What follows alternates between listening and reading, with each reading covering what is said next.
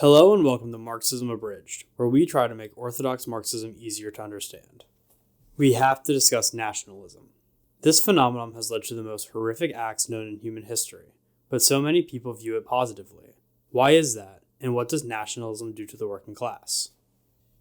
Nationalism itself is the division of the world population by way of nation or ethnicity. The foundation of modern countries is built on this idea. That's why the current level of statehood our society is centered around is the nation-state. The idea of the nation-state is that the entire ethnicity, or nation, is contained in a single geopolitical entity. Bordiga, in his article, The Factors of Race and Nation in the Marxist Theory, laid out plainly that Marx and Lenin both viewed nationalism with contempt, but also understood its value in certain contexts. Within a feudal or otherwise pre-capitalist struggle, national liberation can be used to accelerate the process of a bourgeois revolution. This can be a great thing in these pre-capitalist struggles, as the hierarchy forms in pre-capitalist society are more rigid and oppressive than bourgeois societies.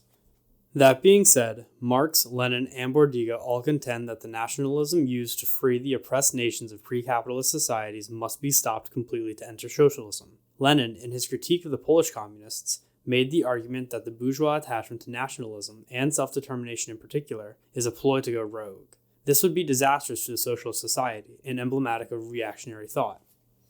While it's true that ethnicity is technically an identity that everyone has, to the Marxists, this identity shouldn't matter to the modern worker. Nationalism only separates the working class, since it limits the community a worker cares about to their immediate countrymen.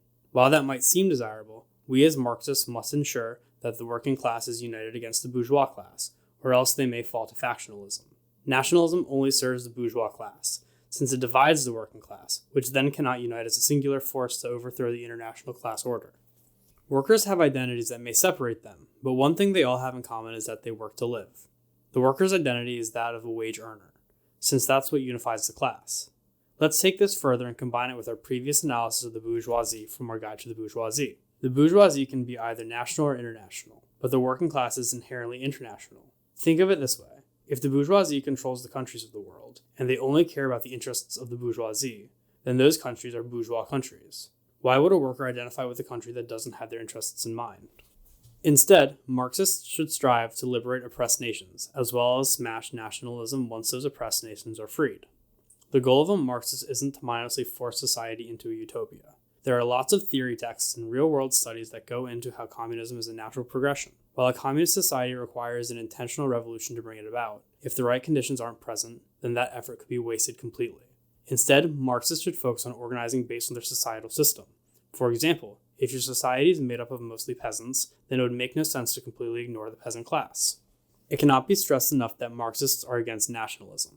There may be reasons to support national liberation, but nationalism as a concept only serves the bourgeoisie. While it may be in the interests of Marxists to see all peoples free, nationalist states are not a viable option to obtain this end. Marxists must remember that the nation should be relegated only to culture and linguistics. If it were to expand, then reactionism might take place. This has been Marxism Abridged. Thank you for listening.